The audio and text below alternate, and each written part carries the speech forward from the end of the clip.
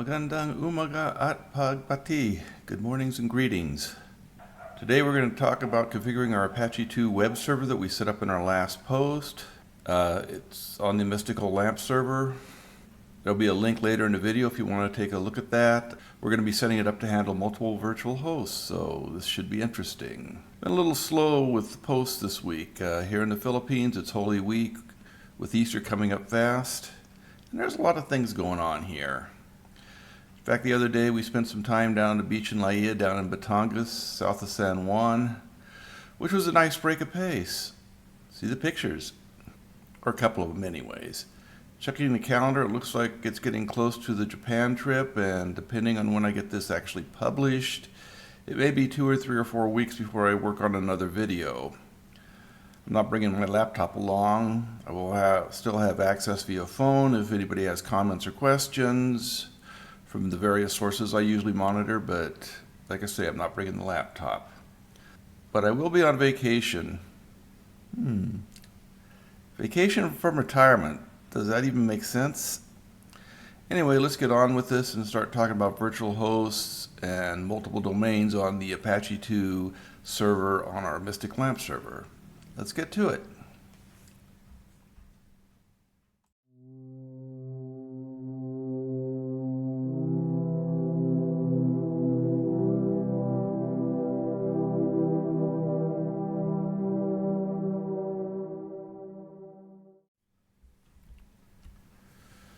So this is a continuation of the project from the last video. There should be a reference appearing in the upper right at some point, I hope. We'll first look at a specific set of goals I have in mind for the server, some of the choices made, and some of the consequences of that design. This should guide the overall configuration of the server and dictate some of the decision process. Next, we will look at the default configuration of the Apache 2 web server actually from the source and in many Linux distributions. Linux distributions have their own way of doing things a lot of times. This becomes very apparent when we look at how applications like Apache 2 package is configured in the various distributions. It should be noted that the differences are based on where items are located and how they are constructed, and not on the content or the function.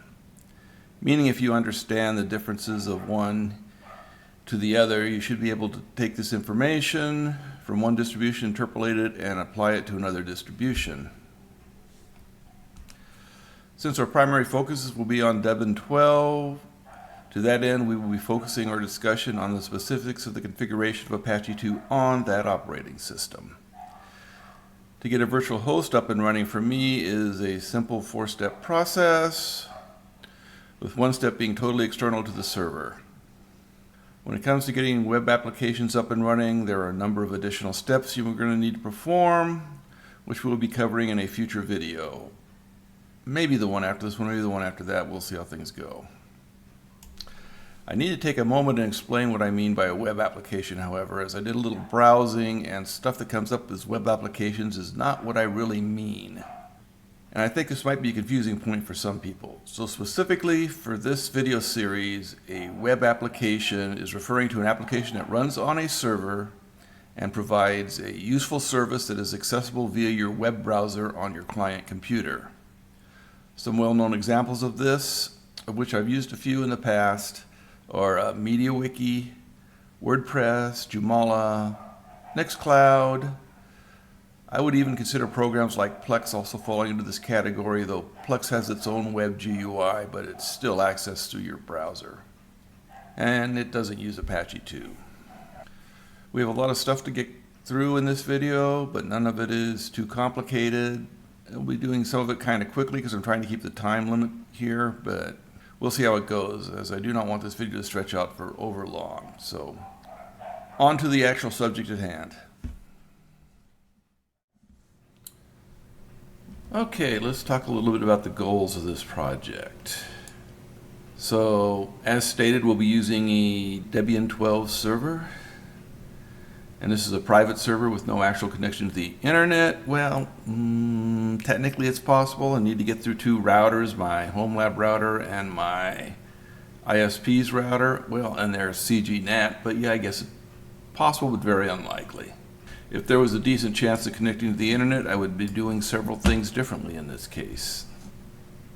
The goal is to create a multiple virtual hosts to run multiple web applications. When I actually get around to rebuilding my website, my public website, nothing is going to be sacred. Everything is going to get thrown under the bus if needed. I just need to play around with multiple different applications, templates, themes. I need to find something that clicks for me before I move on out of the testing stage and just trying to actually build something, a prototype stage, if you will. So again, if you want to learn about building the Debian LAMP server I'm going to be using, which is a container on Proxmox, previous video, upper right. Hope it's there this time. Okay. You might want to take a quick look at that because that's the starting point for this video. There are going to be some issues doing things the way I'm going to be doing them. For example, I'm going to have far more PHP and Apache 2 modules loaded than I probably normally would because each application is going to have its own requirements. But those are going to multiply if I'm running multiple applications and multiple virtual hosts. So yeah, I'll have to have more modules loaded. So, well, this is one reason when I was building the actual container that I upped all the physical resources quite a bit. I'm going to be interested in monitoring this container. Again, I've been using Proxmox for a while, but I'm still fairly new at it, but I'm going to be monitoring this container and just see how it behaves, especially when I get multiple virtual hosts and multiple web applications running at the same time. I'm a little curious about this, so something to check out. So yeah, that's, again, pretty much the goal is I'm going to be running multiple applications on multiple virtual hosts with, like I say, with themes and plugins and whatever else until I find something that clicks and it's like, yeah, this is what I want to use. So yeah. Okay, as I mentioned, I want to talk a little bit about how Apache 2 is configured across different distributions of Linux. Subject I don't hear addressed too terribly often, but I wanted to throw that in here. So let's take a look at the actual Apache 2 source code and how it's configured.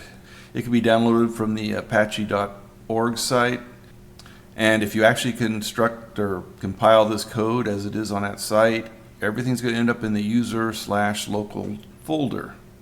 See, the source distribution for Apache is distribution agnostic. If you want to understand why it ends up in user/local, you can take a look at the Linux file system hierarchy standards. There's a few of them out there, but if you look at them, you're going to find out user local is a directory that contains files not, well, specific to the host, but not specific to the distribution. Apache's put here to keep it all together in one spot. And like I say, distribution agnostic.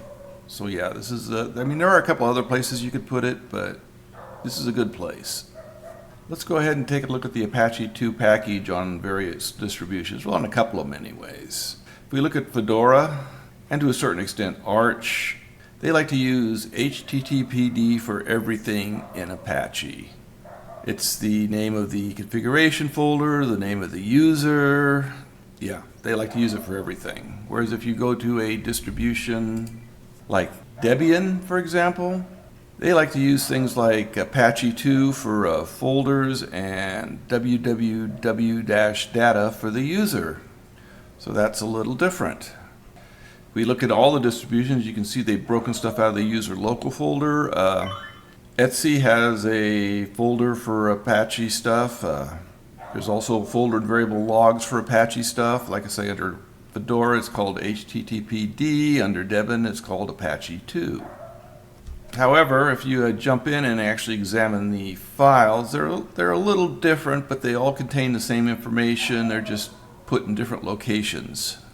Unfortunately, all the changes are not really that simple. For example, in Debian, well, in Fedora, mods are stored in an http/modules folder.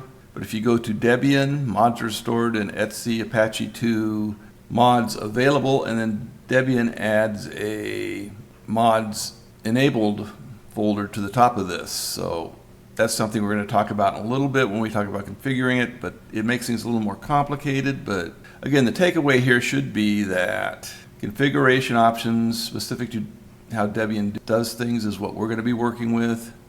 Configurations between distributions are essentially the same, just laid out differently. And for other distributions, we need to do a little interpolation to decide how the stuff we read about Apache 2 applies.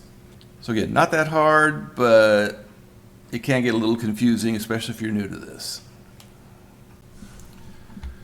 Okay, let's go ahead and take a look at how Debian does things. So we start with the root folder. The first folder down from that, we want our root directory, the first directory down from that we want to look at is the etc directory. Now basically a lot of the Apache files we're going to be working with in the etc directory are located in the Apache 2 folder or directory. And if we look in that directory, we're going to see some configuration files along with 6 folders, 3 of them available and 3 of them enabled. And we're going to talk about those in a little bit here. There's also an Apache 2.config file, a magic file, environmental variables file, ports.config. The Apache 2.config sources pretty much everything in this directory, and we're going to go over that here shortly. Jumping down, the next directory we want to look at is the var variables directory. There's a log file and variables, and in the log file directory you'll find the Apache 2 log files in Apache 2 directory. There's another directory in that variables we want to look at too, which is the www, which is where our HTML site is located. This is the default one in HTML folder that comes with Apache. When we're adding an HTML site, we're going to add a folder under www with our site name, and that's where our various virtual hosts are going to live. So I show one my site here, but if we had like 3 virtual hosts, there'd be my sites 1 through 3 here, as well as the HTML default. And you know, once you get things up and running the way you want, you can pretty much get rid of the HTML default, but it's a nice fallback just in case your site doesn't work. It'll fall back to the default HTML folder. But like I say, once you get things up and running, you can get rid of that one. So actual virtual host, can I call it VH? Now we'll stick with virtual host. Creation process involves 4 steps, at least the way I'm doing it, it does. First one is to create a local domains for each of your virtual hosts on your system. There are a couple ways to do this, and we're going to talk about how to do that. Next, we need to create home folders for our virtual hosts. This is in variable www and a folder with the name of your virtual host. Then we need to create the virtual host configuration file in the etc Apache 2 sites available folder. And then we need to activate that virtual host in the etc Apache 2 sites enabled by creating the symbolic link. And we're going to use the Apache built-in tool with Debian to do this. So basically the enabled folder has a link back to the sites available folder, and you can have multiple sites in the sites available that are not actually turned on because they have no link in the sites enabled. We did skip the step of installing the OS, but like I say, that was covered in the previous video.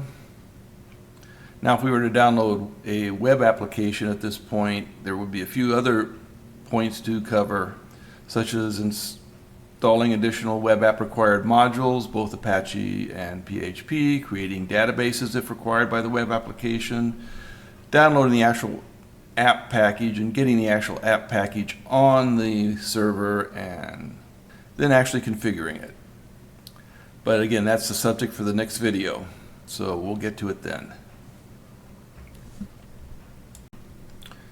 Okay, let's jump right in and look at some configuration files. Again, these are stored in etc Apache 2 folder, and the first one I want to look at is not the Apache 2.config, but the env-vars or environmental variables file. The reason I want to look here is when we go through the configuration file, you're going to see a lot of variables referenced, and you'll say, where does that actually point to? Well, if we come back to this file, we can see where they point to. You have the variable name, and then you have the actual directory and even file it's pointing to. So it's good to take a quick look through this file just to see what's there. And you're going to see a lot of these variables in this file reappear in the Apache config file. So let's look at the magic file now. This one's actually, well, it's kind of an interesting file. What this file is for is to look at the first or the early part of a file that we're using, go into the file and look at the byte structure and determine what the MIME type is.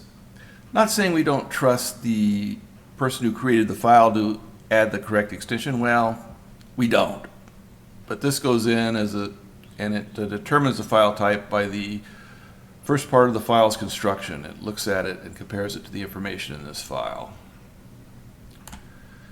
So that's what the magic file's for. Now let's look at ports.config. And here you can see we listen on port 80, which is a standard HTML port, and if specific modules are loaded, we listen on port 443, which is the secure HTML port, or HTTPS as opposed to HTTP. And you can add additional ports in this file. This file will be sourced by the actual configuration file. And finally, let's look at apache2.config. You're going to see a lot of comments in this file. In fact, the first set of comments is going to look very similar to the default Apache 2 web page. It's going to basically explain the folder layout. So our first stop here is going to be the server root, which by default should be etc Apache 2. So this one's commented out. Unless you're actually changing the root and you know what you're doing, leave this line alone. Yeah, that's a good idea. Then if we work our way down the file, we're going to start seeing some of these variables we saw, environmental variables, show up as we see various things like PID file, default runtime dir. We're going to see some information about how Apache handles timeouts with connections. Again, for the most part, leave this stuff alone unless you know what you're doing, which I don't, by the way. I have played with it in the past, but it's been a while and things change. You can see here also we've got the user and the group, and they're set to the variables we set in environmental in the env-envars file. Again, if you go back and look at the file, it's www.tacdata and www.tacdata for both the user and the group. See where the error log is. Again, that's from the environmental variables file. Log level set to warn. Interesting thing, Apache, if you set that log level too high, it can quickly fill up your VAR directory. Apache can do a lot of logging if you got it turned up. You basically turn up logging when you're having problems. Okay, and next we see the include ports.config file. Remember, that's another file. This is where it's sourced in the configuration file. And then we're going to see some directory structures. These are set up for a specific reason. The first one is the root directory, which is basically a deny all. We don't want our clients using our web browser to be able to browse anywhere they want, so we basically, as a big hammer, say no to the root directory, which is everything. Then there's a couple of exceptions underneath. User share is used sometimes. I've not really used it that much, but it can be sourced from Apache 2. Variable www, that's where we saw the virtual hosts were stored, and on some servers that is actually moved to the SRV folder, and there's an option for enabling this, but if you're going to enable this, you're probably going to want to disable the variable www above it, and then your virtual host would reside there. SRV is short for server, and that's supposed to be server stuff. So it would apply in this case, but we're going to go with the default to the variable www folder. As we keep scrolling down, we can see our access file name, htaccess.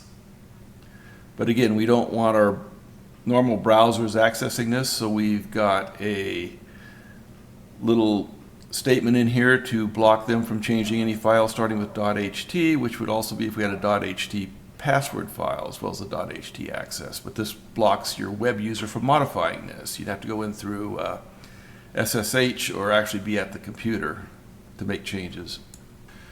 Got some log file formatting here, and then all the way at the bottom you can see where we're sourcing or config enabled and sites enabled, and we're looking for anything there called a .config.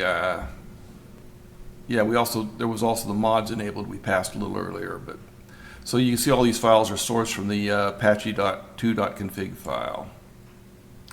So let's take a quick look at sites available. We'll see we've got 2 default sites installed by default, 000 default and default TAC SSL. The 000 default is your HTML default, and the default SSS is your default for HTTPS. And we're going to be using the 000-default as a template for our virtual hosts later. As you can see, there's a lot of comments in here, but when we actually make a virtual host out of this, you can see there's not a whole lot of lines. Well, here you can see the SSL one, and it's got a lot more stuff in it. But let's go ahead and jump up and look in the sites enabled, and we can see in the sites enabled we have a link of 000 default.config pointing back to sites available. So when the Apache 2.config sources the sites enabled, it'll pick up the link which will direct it to the sites available file there. See, I told you it's a little confusing, but you just got to stick with it. It's just a couple of jumps to get there.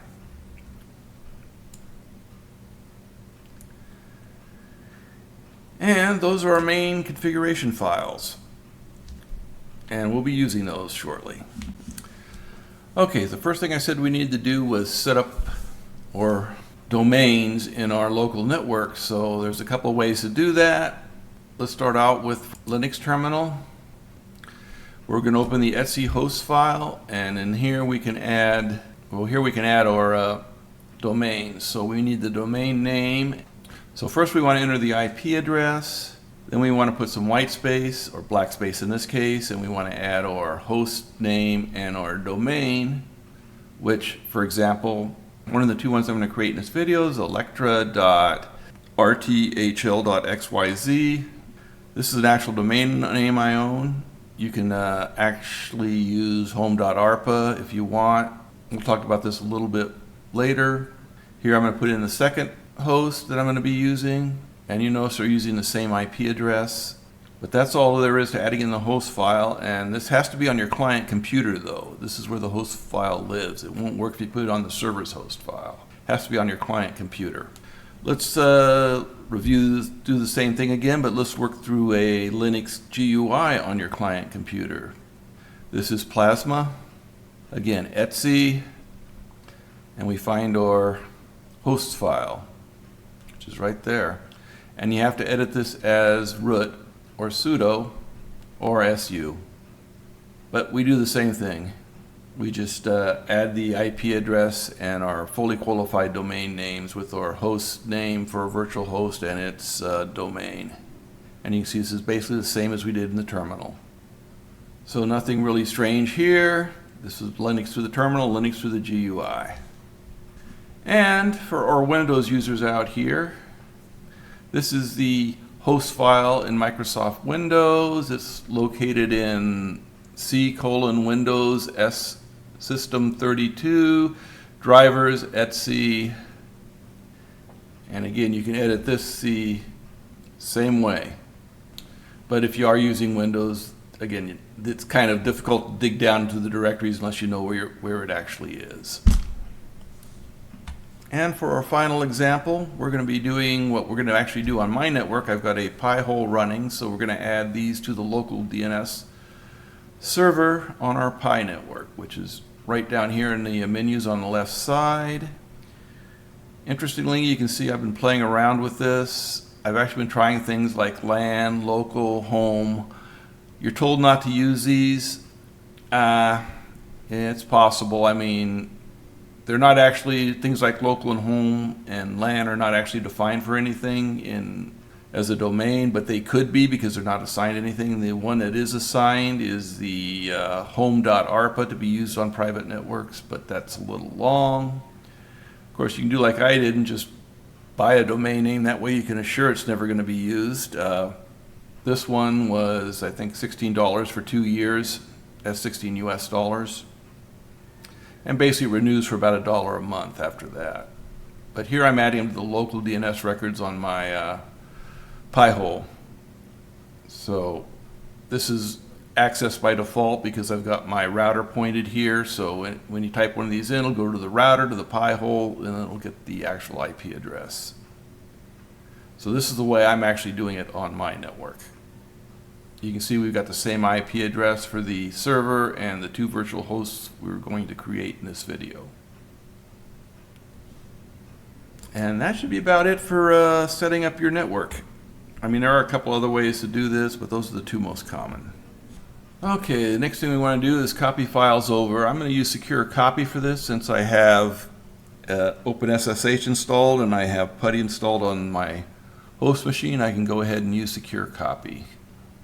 And these are the default files I'm going to be using. This video is not about writing HTML, so I created these files here. I'm going to modify them on screen, but I'm not going to create them. There's a PNG image file as well as an HTML file. So I'm just going to use Secure Copy to send them over to the servers, RT, my home directory on the server for my non-root user, and then we'll use them from there.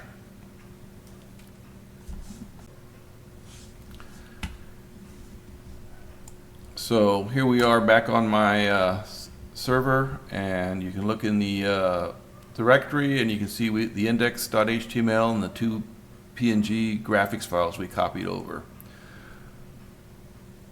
And we're just going to sudo copy them into, well, once we create our directories, we're going to sudo copy them into our directories for our virtual hosts.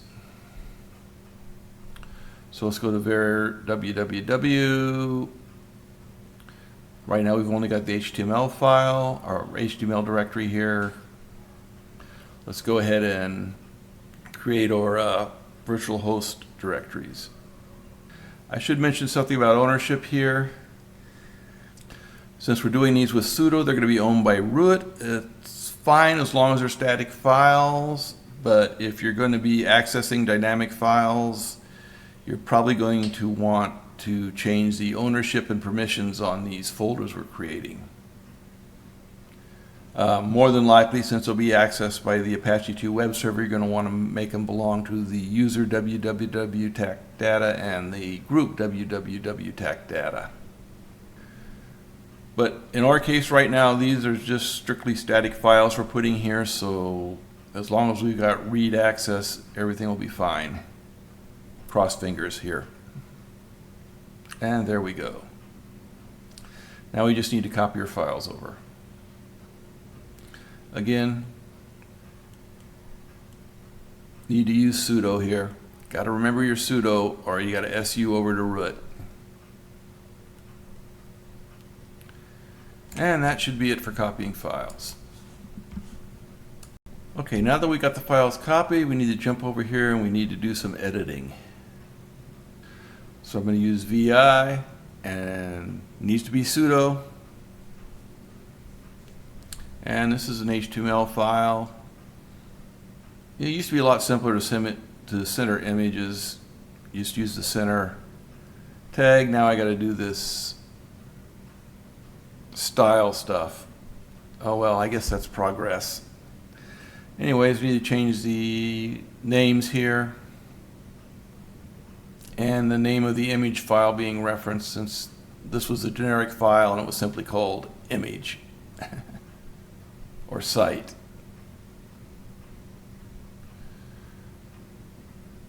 So we'll take a few minutes to get these all straightened out.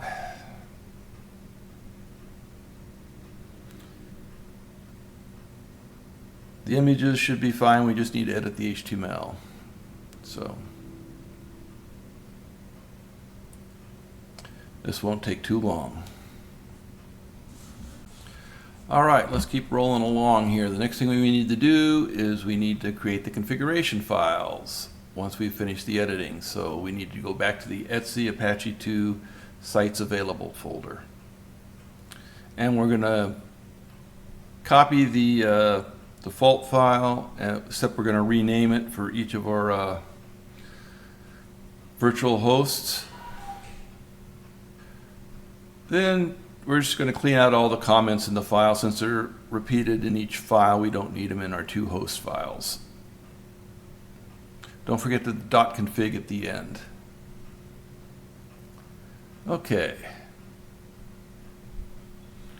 There they are. Let's go ahead and edit them. Sudo. So first thing we do is start getting rid of comments.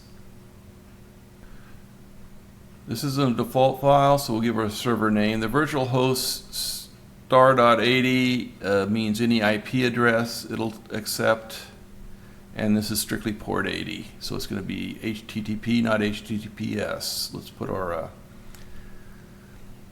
put our virtual host here, and then we need to update the document root. We could delete this log level. That'll just cause problems since it's SSL, and it's already specified in the main config file. So here is our virtual host configuration file. Not very complicated at all. Let's go ahead and do the other one. And we'll do the same thing here.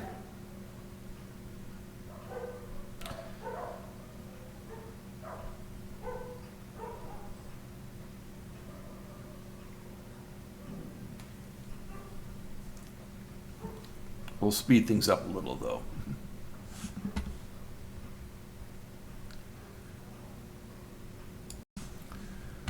Okay, now that that's done, let's jump ahead and go ahead and enable these using the Apache method, the Apache 2 method. So we'll go up and we'll go over to the sites enabled folder. We'll take a look in here. Still got only the one site enabled. So the command we're going to use comes with Apache on Debian. It's A2 for Apache 2, enable site, en site, and then our site name. And then return. Oh, sudo. That's right, we're in, man, I gotta remember sudo. Sometimes I think it's easier just to go in as root and do this stuff, but sudo's safer. And you'll see here it tells us we need to reload the Apache 2 config. So before we do that, we're going to activate our other site as well. And let's go ahead and restart Apache 2. Reload. And if we look at our directory structure now, you can see we've got 3 sites available here. Next step is to see if this actually all comes together and works. So let's jump to our web browser here, and now let's enter our local domain name for our sites. Let's do the first one here. And hey, there it is. Look at that. Works great. Let's go ahead and do the second site. I love it. Works the first time. Can't get any better than that. And there's our second page. Our second site. And we can now enter our host name and go there as well to the actual root of the server because it's still there. And yeah, that works also. So far, so good. Got our virtual hosts up and running. Okay, that wasn't so hard, was it? And we got through it in a decent amount of time. So, yeah, this is good. Next video, again, like I say, I'm going to be in Japan here in about a week or so, so it might be almost a month before I do my next video, but I'm going to actually have to pick a web application according to my definition earlier in the video and download it, get the modules, do all the steps to get that up and running. So, in fact, we'll probably do 2 web applications, one in each virtual host we've created so far. If there's any preferences, let me know. I'm I don't know, maybe MediaWiki and WordPress, or maybe MediaWiki and Nextcloud. I could do Apache. That's one a lot of people don't know about. But anyways, yeah, that's going to be for the next video when it comes up. So as always, well, not as always, but like, subscribe, comment. I always like comments. So, and I'll see you in the next video. It might be a little while, but it'll be coming. And like I say, we're going to be taking this LAMP server we've built, and we're going to be adding some web applications to it and seeing how that goes. So we'll see you then.